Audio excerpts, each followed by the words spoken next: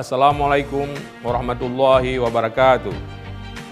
Dalam rangka menyambut Hari Raya Idul Fitri 1435 Hijriah, kami menghimbau para pelaku usaha untuk tidak memasukkan atau menyelipkan barang yang memiliki kemasan cacat, penyot, atau kadaluarsa ke dalam kemasan parcel dan juga berada dalam rak etalase.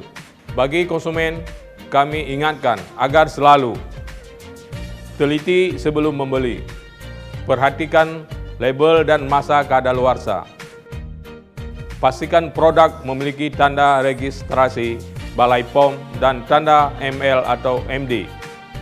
Beli sesuai kebutuhan, bukan keinginan, serta tegakkan hak dan kewajiban Anda selaku konsumen.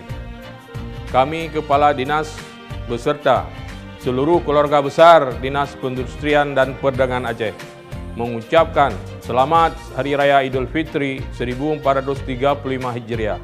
Mohon maaf lahir dan batin. Wabillahi taufiq wal hidayah. Wassalamualaikum warahmatullahi wabarakatuh.